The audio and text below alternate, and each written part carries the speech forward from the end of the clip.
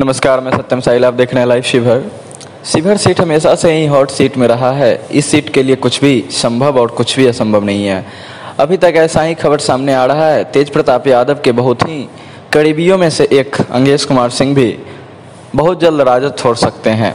अभी अभी मिली खबरों के अनुसार अंगेश कुमार सिंह अंगराज हो सकते हैं लोजपा में शामिल। आपको बता दें कि लोजपा भाजपा गठबंधन से जितने सीटों की मांग कर रहा था उतना सीट देने में भाजपा और उसके सहयोगी गठबंधन सक्षम नहीं हुए तो पार्टी चिराग पासवान के नेतृत्व में 143 विधानसभा सीटों पर चुनाव लड़ने के लिए कमर कस रहा है।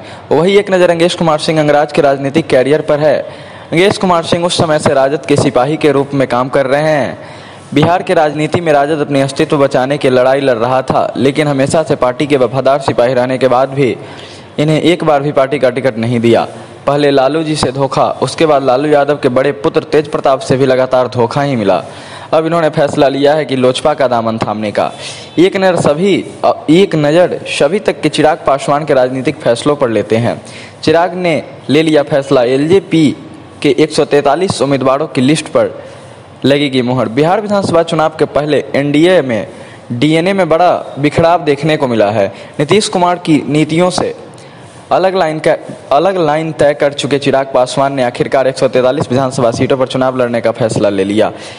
एलजेपी सूत्रों से मिल रही खबर के मुताबिक राष्ट्रीय अध्यक्ष चिराग पासवान ने 143 सीटों पर एलजेपी के उम्मीदवारों का नाम तय कर लिया है। पार्टी ने 100 विधानसभा सीटों को छोड़कर बाकी सभी सीटों पर अपने उम्मीदवार तय कर लिए हैं। एलजेपी के विश्वस्त सूत्रों से मिली जानकारी के मुताबिक चिराग पासवान बिहार फर्स्ट बिहारी फर्स्ट के नारे के साथ बिहार चुनाव में उतरने को तैयार हैं। लोक जनशक्ति पार्टी ने नीतीश कुमार के साथ निश्चय पार्ट 2 को मानने से इनकार कर दिया है। आपको बता दें कि लोक जनशक्ति पार्टी के प्रवक्ता संजय सिंह ने रविवार को बयान जारी करते हुए यह कहा था कि भारतीय जनता पार्टी से सीटों के बंटवारे पर उसकी कोई बातचीत नहीं हुई। उसके बाद ही रहता है माना जा रहा था। अब एनडीए से चिराग पासवान अलग हो सकते हैं। सियासी गलियारों में चर्चा है कि चिराग पासवान अपनी पार्टी के लिए जितनी सीटें जा रहे थे, भारतीय जनता पार्टी उन्हीं सीटों पर बातचीत करने को तैयार नहीं थी। हालांकि खुद चिराग पासवान की पार्टी में कई नेता एनडीए छोड़ने के पक्ष में नहीं है, लेकिन इसके बावजूद पार्टी में 143 विधानसभा सीटों पर उम्मीदवारों की लिस्ट फाइनल कर दी है। एलजेपी जल्द ही इन उम्मीदवारों की घोषणा कर देगी।